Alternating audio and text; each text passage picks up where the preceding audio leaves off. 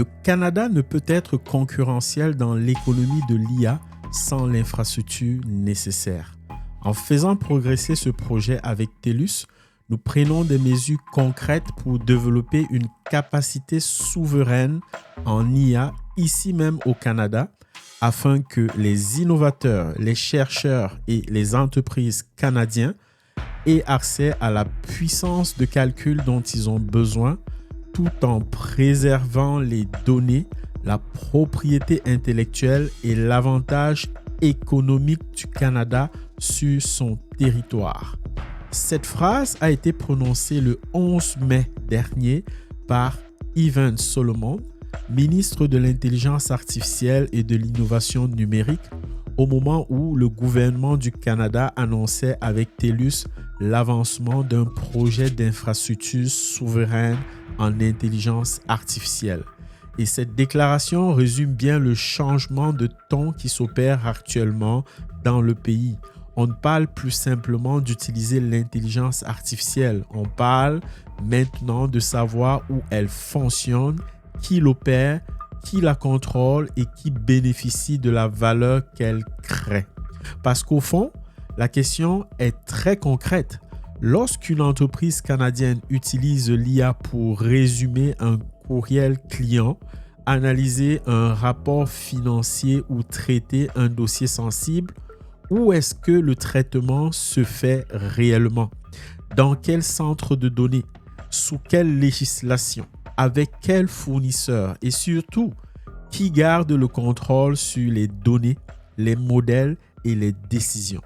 C'est exactement ce débat que l'on résume aujourd'hui par une expression de plus en plus présente dans les médias et dans les discussions liées aux stratégies en intelligence artificielle.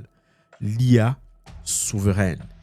Bienvenue dans la Minute Squad Plus. Cette semaine, on approche un sujet qui mérite d'être expliqué avec nuance. L'IA souveraine. L'IA souveraine n'est plus une discussion réservée au gouvernement, aux grandes banques ou aux laboratoires de recherche. Elle concerne maintenant les PME, les professionnels TI, les institutions publiques, les organisations de santé, les firmes financières et toutes les entreprises qui manipulent des données sensibles. Et en 2026, au Canada, ce n'est plus un débat théorique.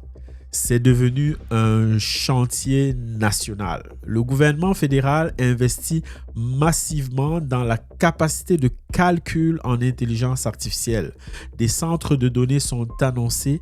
Des entreprises comme Bell, TELUS, Kohi, Hypertech se positionnent et les grands pôles de recherche canadiens comme le Milan à Montréal, EMI à Edmonton et le Vector Institute à Toronto sont appelés à jouer de plus en plus un rôle central dans cette nouvelle infrastructure. Mais pour bien comprendre ce qui est en jeu, il faut d'abord éviter, on va dire, un piège. L'IA souveraine n'est pas un produit à acquérir. Ce n'est pas une application avec un drapeau canadien dans l'interface. Il s'agit d'un ensemble de choix. D'un ensemble de choix d'architecture, ensemble de choix de fournisseurs, ensemble de choix de gouvernance, de conformité et de compétences. Autrement dit, c'est la capacité d'un pays, d'une organisation ou d'un secteur à garder un certain niveau de contrôle sur les données, les modèles, l'infrastructure et les décisions liées à l'intelligence artificielle. Et ce contrôle, il n'est pas absolu. Il n'est pas binaire. Il se construit par niveau. Alors, regardons les différents niveaux.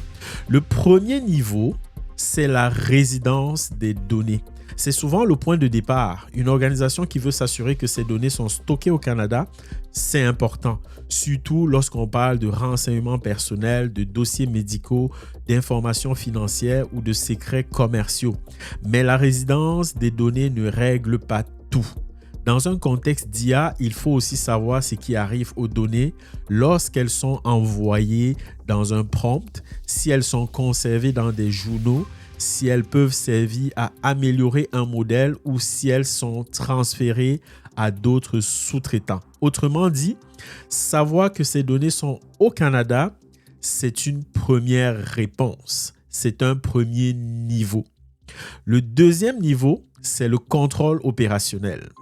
Une infrastructure peut être située au Canada, mais encore faut-il savoir qui l'opère, qui administre les serveurs, qui gère les infrastructures, qui surveille les incidents, qui peut intervenir en cas de panne ou de cyberattaque.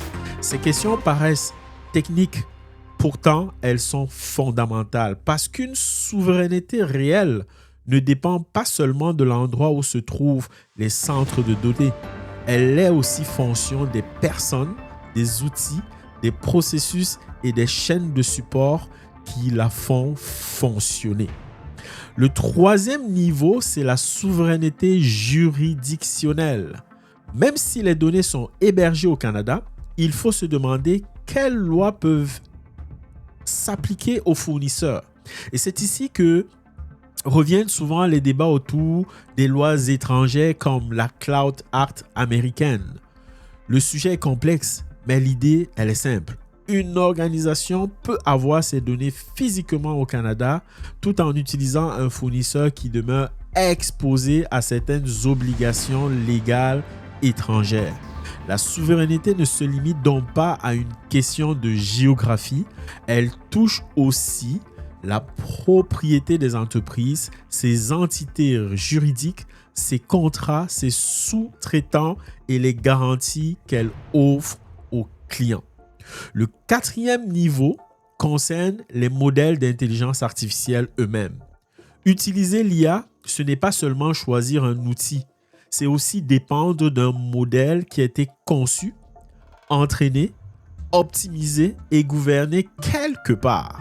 Si tous les modèles critiques viennent de l'extérieur, le pays reste principalement consommateur d'IA. C'est pour cela qu'un acteur canadien comme Kohi devient stratégique. L'enjeu n'est pas de remplacer tous les modèles étrangers.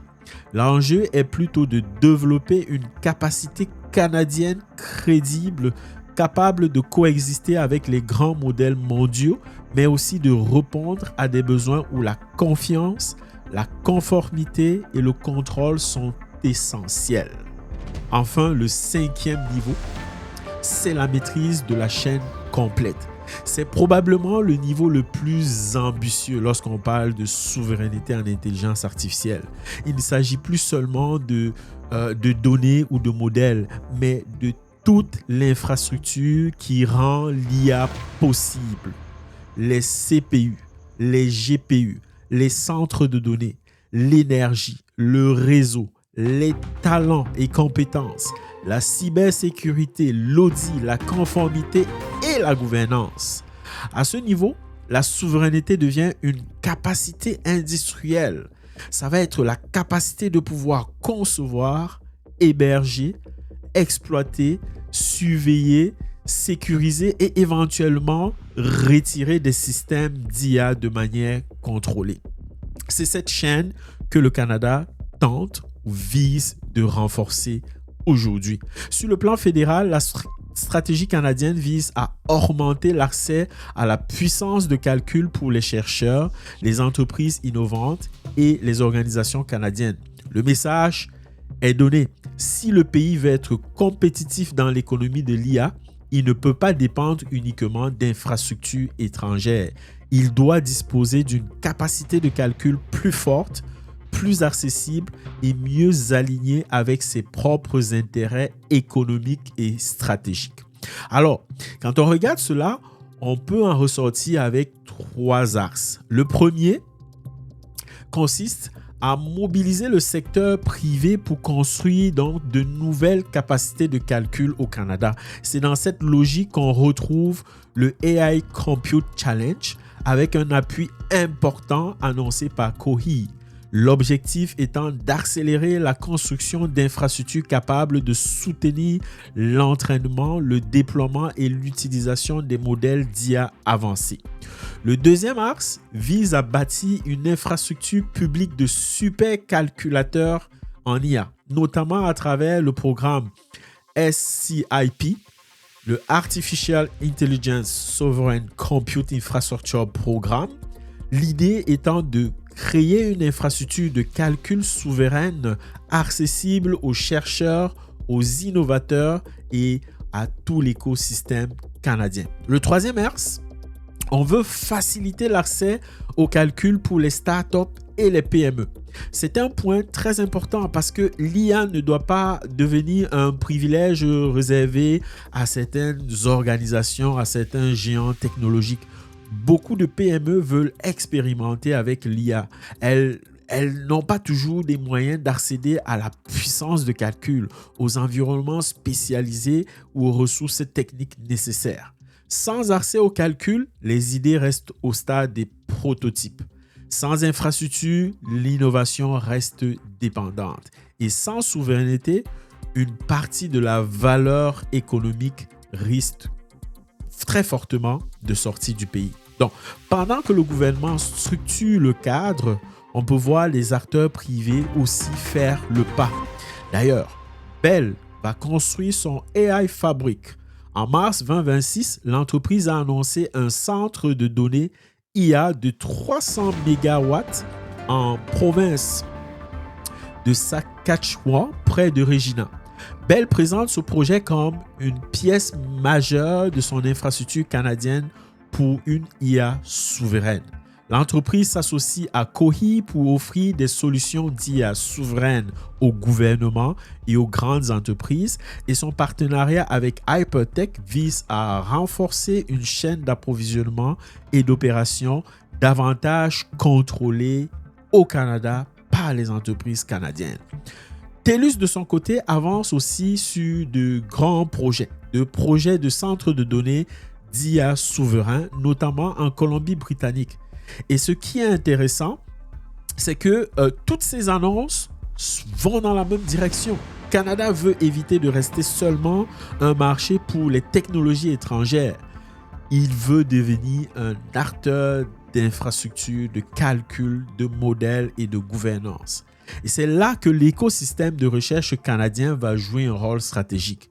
Le MILA à Montréal, le MI à Edmonton et le Vector Institute à Toronto ont déjà contribué à positionner le Canada comme un pays important dans la recherche en intelligence artificielle. Mais la recherche seule ne suffit plus. Il faut relier la recherche à l'infrastructure, l'infrastructure aux entreprises, les entreprises aux talents et les talents à la gouvernance. Alors, à quoi ressemblerait une IA souveraine canadienne? Ça ne serait probablement pas un mur fermé aux fournisseurs étrangers. Ça ne serait pas une déconnexion complète des grands acteurs mondiaux. Ce serait un modèle hybride, mature, où certaines données sensibles peuvent rester dans des environnements canadiens et certains traitements critiques peuvent être opérés au Canada, où des modèles canadiens peuvent coexister avec des modèles étrangers et où les organisations savent exactement quel usage exige un niveau plus élevé de contrôle. C'est probablement la grande leçon de cet épisode. La souveraineté n'est pas seulement une posture politique, ça va être des choix. Ça va être une décision d'architecture. Et chaque organisation devrait être capable de pouvoir répondre à des questions. Où vont nos données quand nous utilisons l'IA? Qui contrôle l'infrastructure qui traite nos requêtes? Et quel niveau de souveraineté est réellement nécessaire pour nos usages? Parce que quand on a besoin du même niveau de souveraineté pour tous les cas d'usage, un outil d'IA qui aide à formuler un texte marketing ne pose pas le même niveau de risque qu'un assistant qui traite des dossiers médicaux, des informations financières, des secrets commerciaux ou des données personnelles sensibles. C'est pour cela que les organisations doivent apprendre à classer leurs usages de l'IA plus que de tout interdire ou de tout autoriser. Pour les professionnels en TI, cette transition ouvre une fenêtre de carrière, on va dire, exceptionnelle. Les profils capables de combiner cloud, cybersécurité, gouvernance, conformité, infrastructure, IA générative vont devenir très recherchés dans les prochains mois. On aura besoin d'architectes cloud qui comprennent l'IA, de spécialistes cyber qui comprennent les modèles, de responsables de conformité qui comprennent les flux de données, de professionnels DevOps ou MLOps capables de déployer et d'auditer des systèmes d'IA et de gestionnaires capables de traduire ces enjeux techniques en décisions d'affaires. Pour les PME, le conseil concret serait de commencer par cartographier tous les flux IA de l'entreprise. Quels outils utilisons-nous en ce moment? Où sont envoyées nos données? Est-ce que nos employés utilisent des assistants publics? Est-ce que les prompts contiennent des informations confidentielles? Vos fournisseurs, nos fournisseurs peuvent-ils dire où se fait les traitements? Nos contrats précisent-ils si les données peuvent être conservées ou réutilisées? Bref, sans une cartographie comme celle-là, il va être impossible de décider sérieusement quel niveau de souveraineté on souhaite viser. Pour les décideurs, la question à poser à votre équipe directe serait: à quel niveau de souveraineté opérons-nous aujourd'hui et à quel niveau voulons-nous atteindre dans les 12 prochains mois? Cette question peut sembler technique, mais elle est profondément stratégique parce que l'IA va toucher les données clients, les opérations, les ressources humaines, les finances, la cybersécurité, le service à la clientèle, la productivité et la prise de décision. Autrement dit, l'IA va toucher le cœur de l'entreprise. Et quand une technologie touche le cœur de l'entreprise, la question du contrôle devient incontournable. L'IA souveraine ne se commande pas. Elle se construit niveau par niveau, du centre de données jusqu'au modèle d'intelligence artificielle, du contrat fournisseur jusqu'à la gouvernance interne et de la puce jusqu'à la compétence humaine. Et au Canada, en 2026, on peut constater que le chantier est officiellement ouvert. C'était la Minute Squad Plus. C'est un plaisir de vous rencontrer. Merci et au prochain épisode. À bientôt.